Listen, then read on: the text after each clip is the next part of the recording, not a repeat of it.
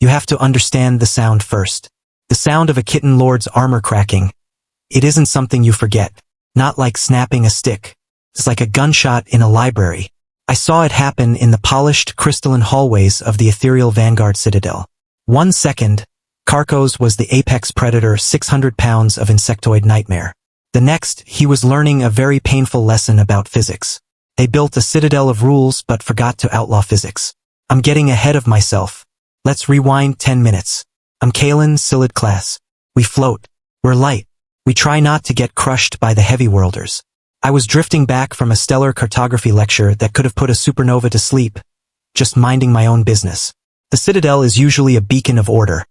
Shiny floors, polite drone patrols, the hum of ventilation scrubbers. Then I turned the corner into Sector 4 gantry.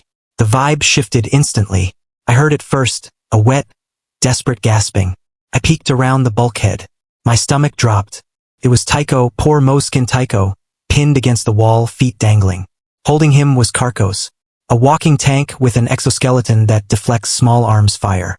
Flanking him were Granite, a literal pile of sentient rock, and Sludge, a plasmoid vibrating with cruel excitement. Classic 3-on-1 setup. I froze. I admit it. I calculated the odds. Ugly math. If I stepped in, I'd just be the second smear on the wall. Then I heard boots. Not the scuttle of a bug, not the slide of a slime. Boots. Rhythmic. Heavy. Confident. Mara turned the corner. Human. Terran. Earthborn. High-gravity evolution. Dense bones. She didn't look like much compared to Carcos.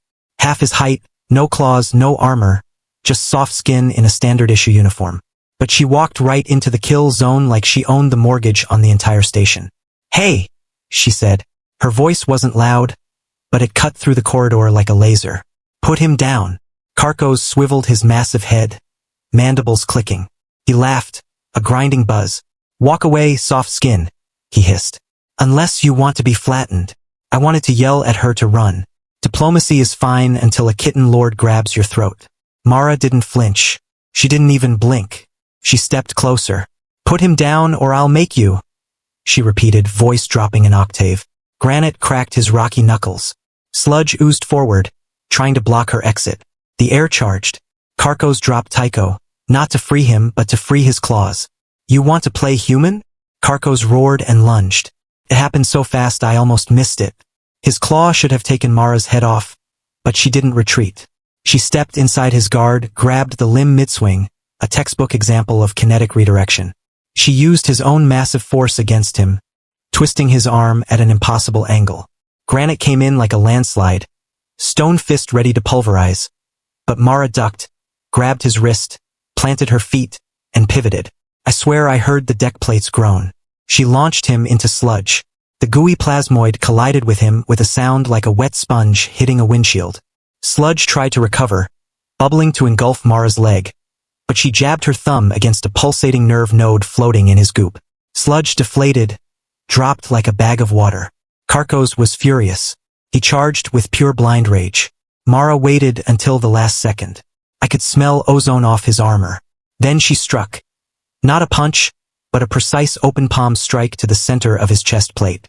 Crack. The loudest sound I've ever heard in a hallway. Carcos' exoskeleton shattered at the stress point. He folded, gasping, legs giving out. Silence. Absolute silence. Then the sirens screamed. Overseer Prism arrived, crystalline facets refracting cold light, drones buzzing behind her. She looked ready to expel everyone within 5 meters. She glanced at the groaning Carcos, the unconscious Granite, the puddle that had been Sludge. Then she looked at Mara, checking her fingernails like she was bored.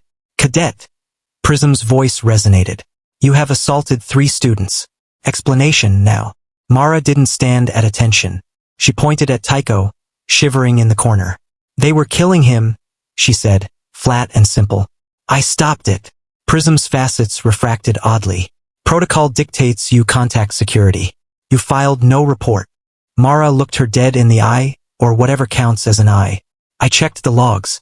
17 complaints, all deleted. Your protocol is broken."